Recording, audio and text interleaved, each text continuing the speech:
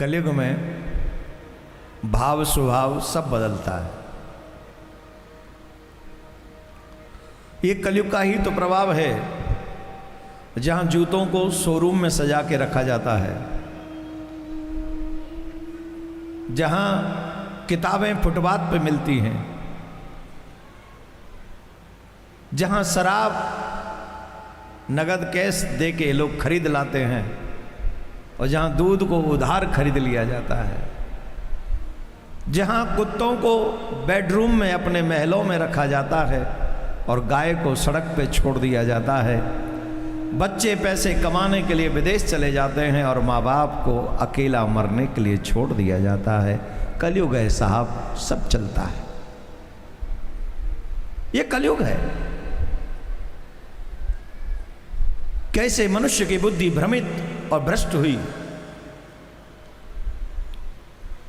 जूते को शोरूम में सजाकर हमने अपने ज्ञान को सड़क पे मिट्टी फाकने के लिए छोड़ दिया है। किताबों को हम लोग फुटपाथ से खरीदते हैं।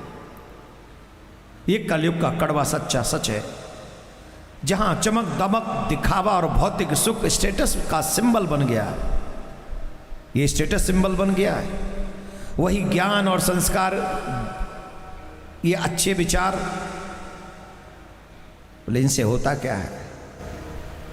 वो फुटपाथ पर धूल खा रहे हैं। जब किताबें सस्ती और दिखावा महंगा हो जाए, तब प्रगति ऊंची इमारतों में नहीं बल्कि खोखले विचारों में दिखाई पड़ती है। शराब नगद, ये कलयुग नहीं है।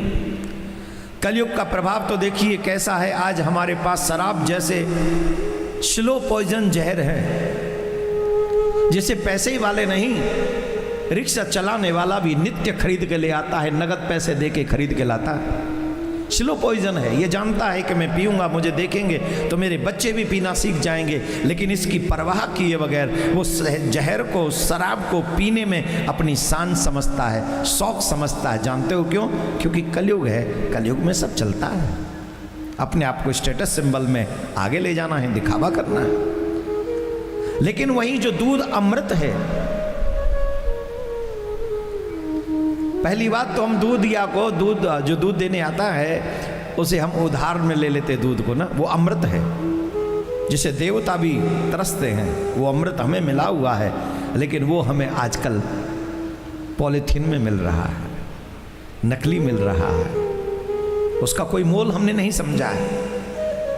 उसका हम हिसाब लगा लेते हैं कितने हजार रुपए का दूध हमारे घर में आता है महीने का, लेकिन कभी हिसाब नहीं लगाते कितने हजार की शराब पी गए हमारे घर वाले। जहर का हिसाब नहीं लगाते, दूध का हिसाब लगाते हैं।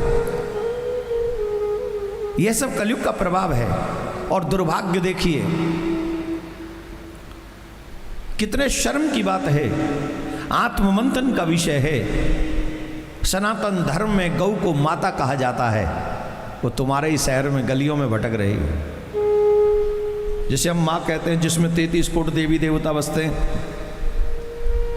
वो गौ माता, जिसे प्रत्येक सनातनी घर में पहली रोटी गौ माता को खिलाता है, जिसे गौ माता हम लोग कहते हैं, 33 कोटि देवी देवताओं का वास कहते हैं। वो गौ माता का मांस बेचने में भारत नंबर 1 हो गया। ये कलयुग का प्रभाव है। ये दुर्भाग्य है, ये सनातनियों का दुर्भाग्य है। और कलयुग का प्रभाव देखिए, क्या बुरा दिन देखना पड़ा कि गौ माता सड़क पे भटकती है और कुत्ते हमारे बच्चों के बेडरूम में रहते हैं, महलों में रहते, घरों में रहते हैं। जिन घरों में कभी प्याज लहसुन नहीं आता था, आज उन घरों में कुत्ते घूम रहे हैं। उनको कह दो तो कथा में नहीं आते हैं वो। उनके बच्चे न वो आएंगे, न उनके बच्चे कथा में कभी नहीं आएंगे वो। क्यों? क्योंकि आजकल धर्म वही है जो हमें अच्छा लगे, जो हम करते हैं उसी को साबित करो कि यही धर्म है। अगर हम गलत कर रहे हैं, अगर आपने गलत को गलत कह दिया तो तुम अच्छे धर्म गुरु नहीं हो, अच्छे विचारक नहीं हो, अच्छे धर्मात्मा नहीं हो। धर्म वही है जो हम करें उसी को तुम साबित करो। यही है सनातन, यही है कलयुग का प्रभाव, जिसमें 33 कोटि देवी देवता बसते हैं। वो भूख से तड़प रही है गौ माता। लेकिन कुत्तों को हजारों रुपए के इंजेक्शन, हजारों रुपए का खाना ये मनुष्य अपनी कमाई में से खिलाता है। आखिरी बात पे सोचना जरूर, और आखिरी बात मेरी युवा बच्चों के लिए है, आखिरी बात उन बच्चों के लिए है जो नौकरी के लिए, पैकेज के लिए अपने माता पिता को छोड़ के चले जाते हैं। एक तो हमारे माँ बाप एक ही बेटा पैदा करते हैं और वो इकलौते बेटे को इंजीनियर बना देते हैं और उसे विदेशी कंपनियां पैकेज दे देती हैं, और विदेशी कंपनियों का पैकेज पाने के लिए वो बच्चे अपने माँ बाप को वृद्ध आश्रम में छोड़कर चले जाते हैं। वो माँ बाप जिन्होंने अपनी जवानी, अपने शौक, अपनी मौज, अपनी इच्छाएं इसलिए पूरी नहीं की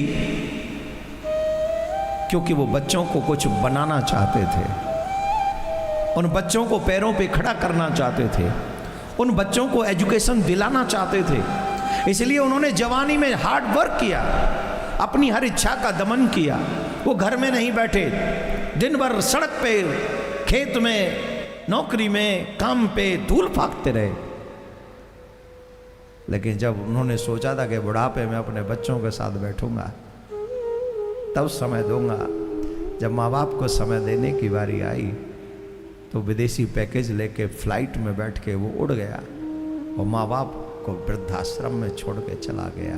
वाह रे कलयुग वाह, गजब के दिन दिखाए तूने, सनातन का तूने विकास नहीं, सनातन का तूने विनाश कर दिया। ऐसा भी दिन देखना पड़ेगा, ये हमने कभी सोचा नहीं था।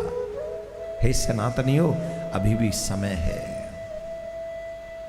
अभी भी समय है, संभल जाओ। अभी भी अगर हम शुरुआत करेंगे तो हो सकता है 15-20 साल बाद हम फिर से उस पटरी पे आ जाएं जहां हम आज़ादी से पहले थे। और अगर हम नहीं संभले तो हम विश्वास से कहते हैं पैसा तो बहुत होगा लेकिन पुत्र पास में नहीं होगा, बिल्डिंगें तो ऊंची होंगी पर तुम्हारे दिल में शांति नहीं होगी, सुकून नहीं होगा, मन में विश्राम नहीं होगा। तुम्हारे पास पद प्रतिष्ठा तो मिल जाएगी लेकिन तुम्हारे आंसू पहुंचने वाला कोई नहीं होगा, दुख में तुम्हारे साथ बैठने वाला कोई नहीं होगा। अगर तुमने धर्म को नहीं समझा तो यहाँ भी दुख पाना पड़ेगा और वहाँ भी दुख पाना पड़ेगा।